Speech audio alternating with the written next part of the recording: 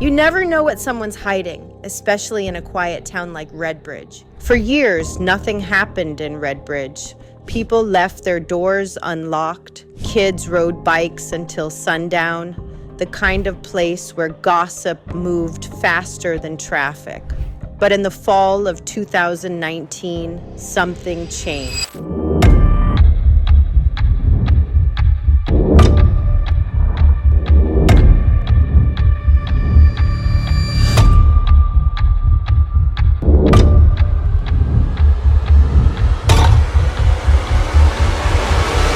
It started with a smell, a foul, rotting odor coming from the house at the end of Elwood Lane.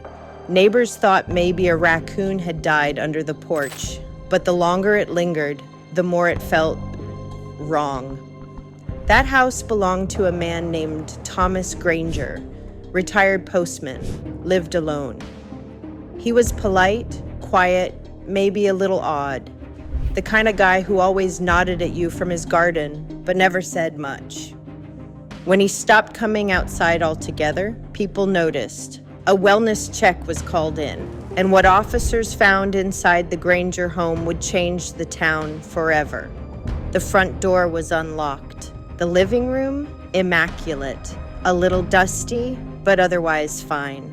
The kitchen, tidy, but the hallway smelled stronger. Like something dead was nearby. They followed it to the basement door, and what they found in the basement was not what they were prepared for. Before I take you deeper into this story, if you enjoy chilling mysteries like this one, make sure to like this video and subscribe to the channel. We dive into true crime, dark tales, and real unsolved cases every week.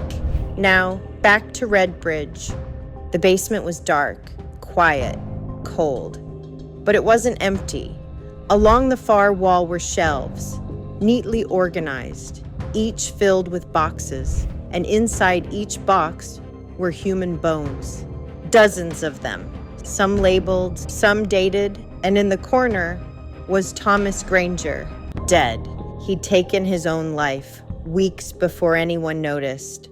Slumped in a chair, surrounded by empty bottles and a note. The note was simple. "Forgive me, I tried to stop." The autopsy showed he died from a mix of sleeping pills and alcohol. But no foul play. No one else had been there. What authorities had stumbled into wasn't just the tragic suicide of an old man. They had uncovered something far worse, a serial killer. And no one had suspected a thing. Thomas Granger had worked for the Redbridge Postal Service for nearly 35 years. During that time, he lived alone, had no family, no close friends, and never caused trouble. But what no one realized was that Thomas had been using his route to watch people, to choose victims. The boxes in his basement, they didn't just contain bones. Some included newspaper clippings, photographs, small personal items.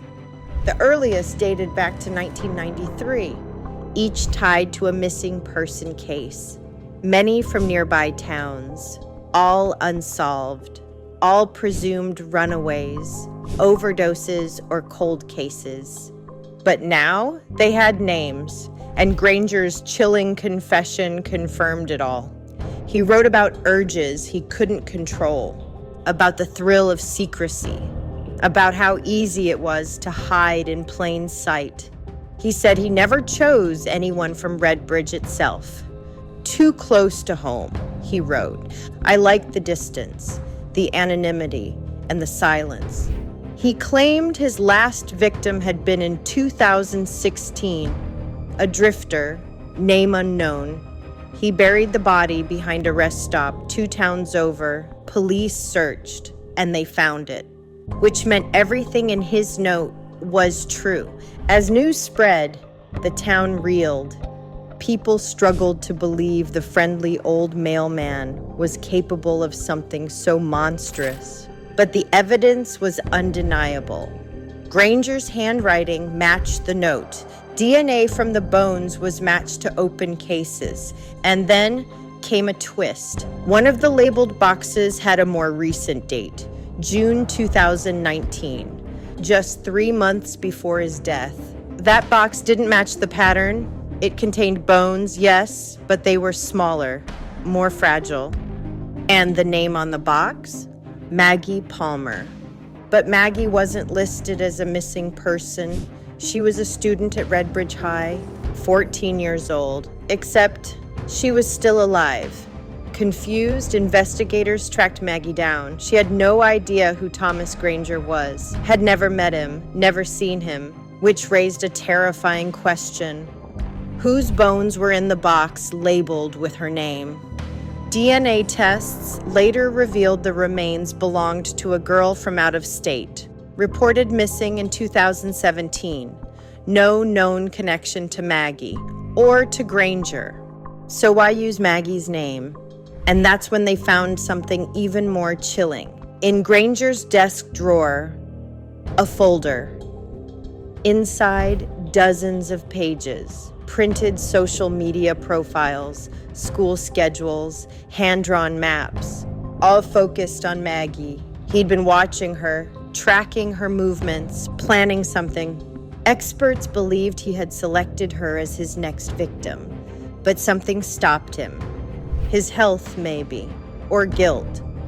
Whatever it was, it saved Maggie's life. In the months that followed, Redbridge tried to move on. The basement was cleared, the house sold. The victims' families were notified, some finding closure for the first time in decades. Granger's crimes were cataloged, archived, and quietly buried by local media. But questions remained. If he had been active for nearly 25 years, were there more victims? Were there more boxes? Or worse, more people like him?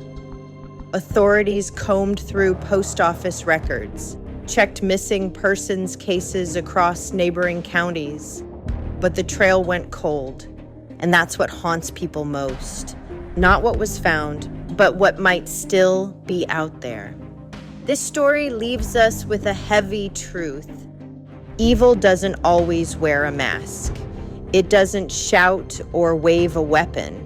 Sometimes it just nods at you from the front yard, smiles from the mailbox. Thomas Granger didn't look like a monster, but he was a predator hiding behind routine, behind silence, behind trust. And in the quiet town of Redbridge, people still wonder, how many others walk among us, wearing that same smile? Let me know what you think of this story in the comments. If you want more deep dive mysteries like this, don't forget to subscribe and share. There's always more to uncover, and we're just getting started.